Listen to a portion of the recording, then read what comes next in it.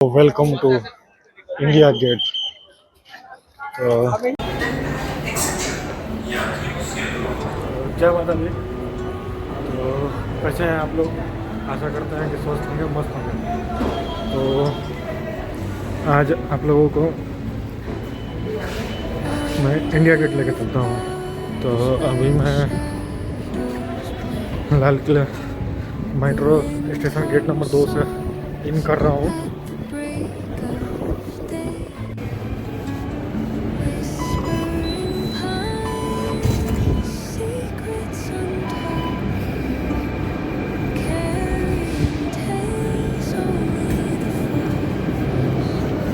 तो मेट्रो आके लग गई है, जल्दी चल रहा हूँ दौड़ते हुए।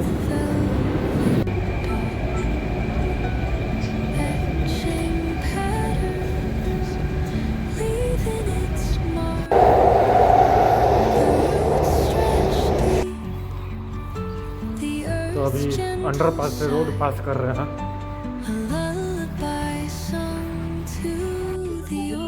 तो आ गए हैं अब जनपथ रोड पे। तो ये वही रोड है जहाँ 26 जनवरी पर इंडिया गेट से झांकियाँ निकलती है, सैन्य प्रदर्शन होता है। सामने दिख रहा होगा आपको इंडिया गेट। लाइटिंग देख ही रहे हो, बहुत बढ़िया लाइटिंग हो रखी है। ये रहा एक और लास्ट अंडरपास।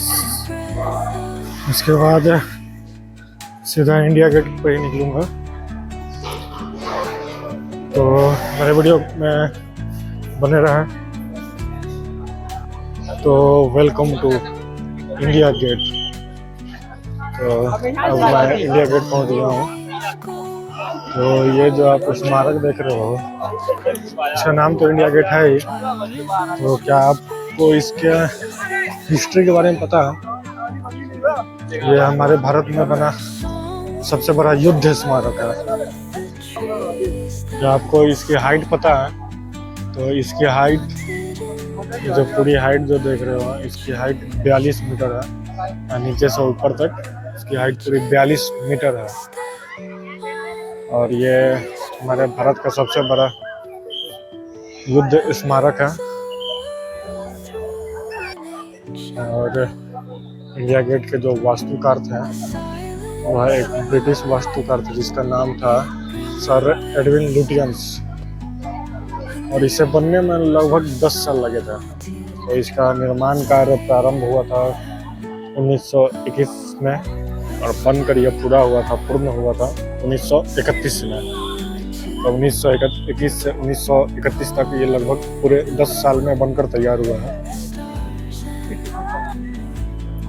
और इधर हमारे महामहिम राष्ट्रपति भवन है और इधर साइड है संसद भवन। और इस पथ को कर्तव्य पथ कहा जाता है। पहले राजपथ कहा जाता था और अब इसे कर्तव्य पथ नाम दे दिया गया है। कर्तव्य पथ के रूप में जाना जाता है। तो अभी शाम के 6 बज रहे हैं और ठंड का मौसम है, तो बहुत जल्द अंधेरा हो गया है। और सैलानीगण देख रहे हैं, बहुत ज़्यादा भीड़ है। तो ये है हमारे भारत का सबसे बड़ा युद्ध स्मारक। वाकई बहुत बड़ा है, आकर्षक का केंद्र है। ऊपर में आपको इंडिया लिखा हुआ दिख रहा होगा। पहले इजाजत था ऊपर जाने का, लेकिन अब ऊपर जाना प्रतिबंधित है। आप जो इंडिया गेट युद्ध स्मारक देखते हो, तो आपको क्या यह पता है कि इस स्मारक का निर्माण क्यों हुआ था? तो इंडिया गेट मतलब इस स्मारक का निर्माण हुआ था प्रथम विश्व युद्ध जो हुआ था 1914 से 1918 में। और अफगान युद्ध, उन दोनों युद्ध में मरे हमारे भारतीय सैनिक जो कि 70,000 के करीब में शहीद हुए थे, उनके याद में, उनके स्मृति में इस स्मारक का निर्माण हुआ था। इसी वजह से इसे एक युद्ध स्मारक के रूप में भी जाना जाता है, इंडिया गेट को। यह एक भव्य स्मारक है, हमारे भारत में सबसे ऊंचा, सबसे बड़ा एक युद्ध स्मारक है। युद्ध स्थल स्मारक है। और जस्ट इसके पीछे है संसद भवन। इसका पीछे मतलब कुछ दूरी पे है, 2 किलोमीटर के आसपास में ही होगा दूरी पे संसद भवन। और एक तरफ संसद भवन है तो एक तरफ राष्ट्रपति भवन है। और हमारे सैनिक यहाँ पे 1 या फिर 2 के करीब में सैनिक 24 घंटा तैनात रहते हैं, आप देख सकते होंगे।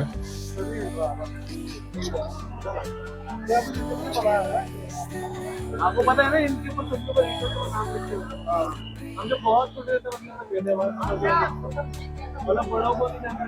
और आपको क्या यह पता है कि इस स्मारक को बनाने में जिस ईंट का प्रयोग हुआ, यह तो लाल बलुआ पत्थर ईंट है। और इस ईंट पर हमारे शहीद हुए सैनिकों का नाम उकेरा गया है। प्रत्येक ईंट पर हमारे सैनिकों का नाम उकेरित है इसमें, इस स्मारक पर। और यहाँ पे आने के बाद पता चला है कि इनके ईंटों पर हमारे लगभग 13,300 सैनिकों का नाम उकेरा गया है, लिखा गया है उनके याद में, उनकी स्मृति में। यह हमारे लिए गर्व की बात है। हमारे सैनिक प्रथम विश्व युद्ध और अफगान युद्ध में जो शहीद हुए थे उनको नमन या फिर याद के रूप में इस स्मारक को बनाया गया था और उनका नाम दर्ज किया गया है इनके ईंटों पर।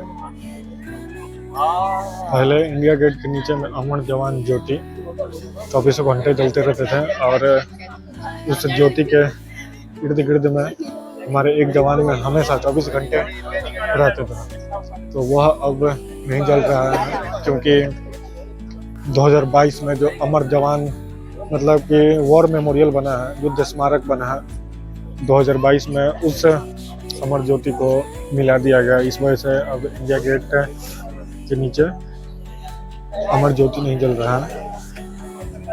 तो चलिए वॉर मेमोरियल भी चला जाए। यहाँ पे इंडिया गेट आ गया हूँ तो अब वॉर मेमोरियल विजिट कर लिया जाए। देखना बहुत ज़्यादा भीड़ है, बहुत ज़्यादा क्राउड है। और सामने में हमारे शायद सुभाष चंद्र बोस जी की प्रतिमा है। अब चला जाए अमर ज्योति, अमर वॉर मेमोरियल युद्ध स्मारक, जो कि एकदम से इंडिया गेट के पीछे में ही बना है। तो चलिए चला जाए। तो हम अभी नेशनल वॉर मेमोरियल में हैं, तो चला जाए। ओ भाई साहब, यहाँ पे तो एक अलग ही छटा है, लेकिन अंधेरा है, इस वजह से दिखा नहीं सकते हैं, दिख नहीं रहा है। मतलब दिखा तो रहे हैं, दिख नहीं रहा है। यहाँ पे फ्लावर्स लगी हुई है, फूल लगी हुई है विभिन्न प्रकार की, लेकिन अंधेरा की वजह से दिख नहीं रहा। तो आपको कभी और अगर समय मिलता है तो दिन में भी दिखाऊंगा। ये सारे फूल लगे हुए हैं, लेकिन अंधेरा की वजह से दिख नहीं रहा। लेट हो गए थे घर से निकलने में। और सामने राष्ट्रपति भवन और ये रहा वॉर मेमोरियल।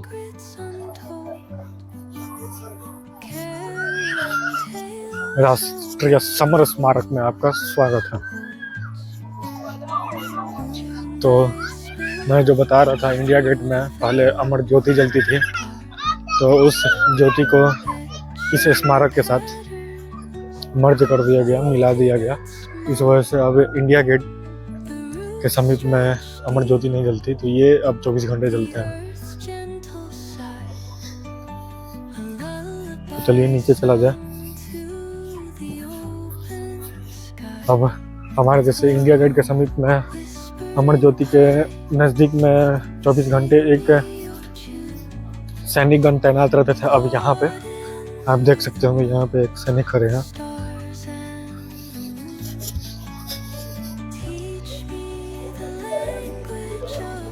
क्या मनमोहक दृश्य है, लेकिन कैमरा की क्वालिटी थोड़ा लो होने की वजह से यह दिख नहीं रही है। ऑपरेशन ट्राइडेंट,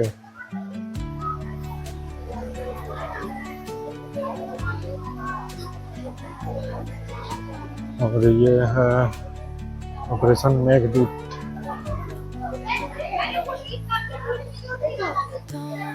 तो हमारे वीर जवानों ने जितने भी युद्ध लड़े हैं, जितने भी ऑपरेशन हुए हैं, ये सारे लिखे हुए हैं। रेजांगला की लड़ाई लिखे हुए हैं।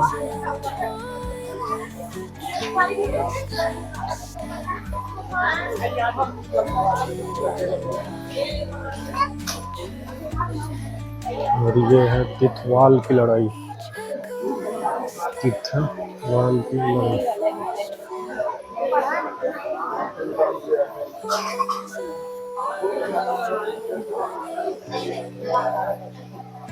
और ये है गंगा सागर की लड़ाई। गंगा सागर मेरे अंदाज से ये जो बंगाल में है गंगा सागर, वहाँ की है। और ये है लोंगेवाला की लड़ाई।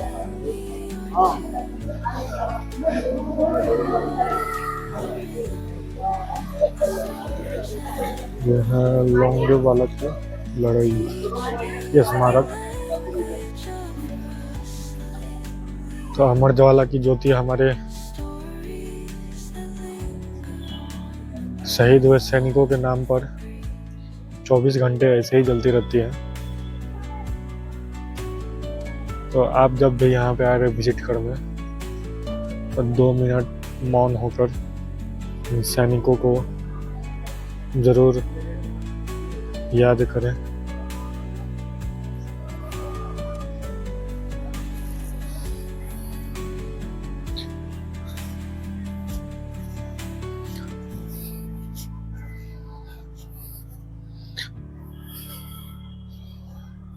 ये रहे इन सारे ईंटों पर हमारे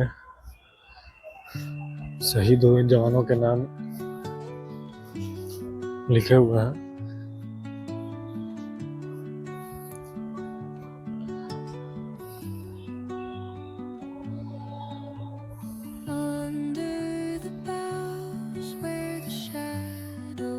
और ये हमें लग रहा है कि इनके जो भी परिवार के सदस्य हैं वो आगे फूल चढ़ाए हुए हैं उनके नाम के ऊपर।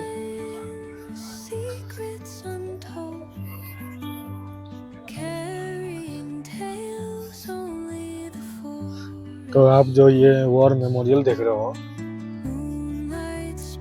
तो इसमें हमारे जो सैनिकों के नाम अंकित किए गए हैं, लिखे गए हैं, जो शहीद हो चुके हैं। तो आपको ये पता है कि कितने सैनिकों के नाम इसमें उपकृत किए गए हैं? तो ये लगभग 25,950 से भी अधिक सैनिकों के नाम ऐसे छोटे छोटे ब्रिक्स पे लिखे गए हैं। लगभग 25,950 के करीब सैनिकों के नाम उपकृत किए गए हैं।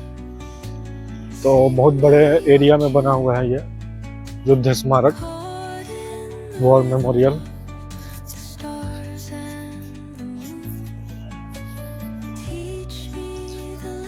अंधेरा है, इस वजह से मेरा मोबाइल अच्छे से कैप्चर नहीं कर पा रहा, कैमरा की क्वालिटी थोड़ी डाउन है। और वो रहा इंडिया गेट। तो कभी समय निकाल कर आपको दिन में भी वीडियो बनाकर दिखाऊंगा। तो आप ये समझ सकते हो कि नाइट के समय में यहाँ का व्यू दृश्य ऐसा ही है।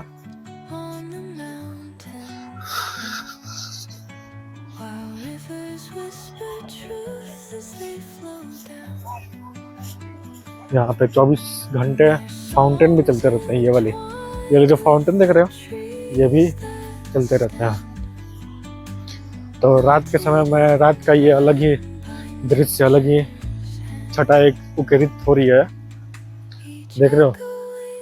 दिन में आता तो इस तरह का लाइट विजन तो नहीं दिखता, रात में आया हूँ इस तरह, इस वजह से यहाँ का ऐसा लाइट विजन दिख रहा है। तो कभी दिन में भी आकर बनाऊंगा वीडियो। और एकदम से इसके इंडिया गेट के पीछे 2-2.5 किलोमीटर के करीब में संसद भवन है। तो अब चला जाए, बाहर निकला जाए यहाँ से भी। काफ़ी समय हो गया, 6 बजे ही आया था। अब ठंड धीरे धीरे बढ़ रही है।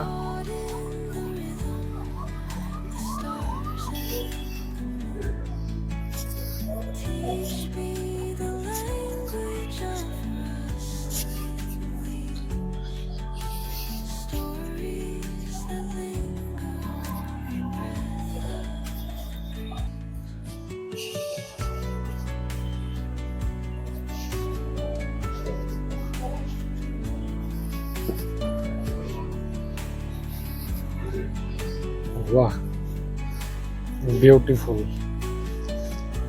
ब्यूटीफुल लाइटिंग की गई है। दिन में आता तो ये लाइट तो नहीं दिखती, सीढ़ियाँ ही दिखती, मतलब सीढ़ियाँ ही केवल दिखती।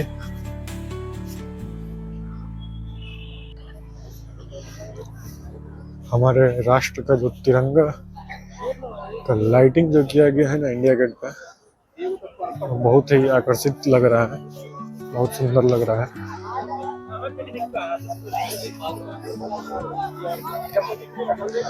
भीड़ और भी बढ़ती जा रही है।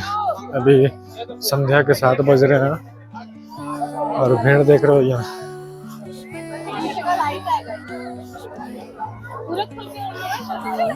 तो मैं तो 6 बजे ही आया था, 6 बजे ही अंधेरा हो गया था, ठंड का समय है जिस वजह से बहुत जल्द अंधेरा हो जा रहा है। तो अब उस टाइप का विजन दिख नहीं रहा, क्लियर दिख नहीं रहा, तो चला जाए अब।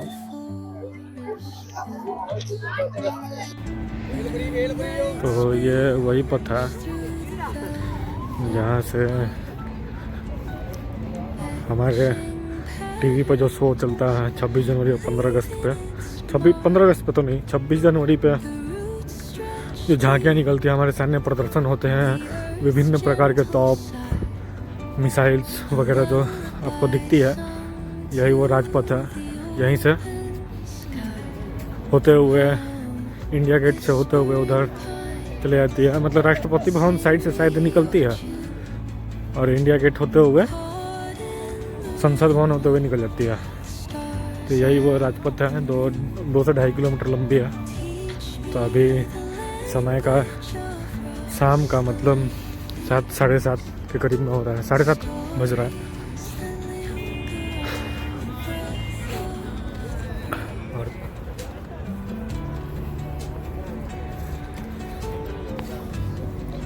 और इधर कुछ कंस्ट्रक्शन चल रहे हैं और ये सब स्टेशन दिख रहा होगा, आप टीवी पर देखे होंगे। तो ये वही सब स्टेशन है, एक वहाँ बनी हुई है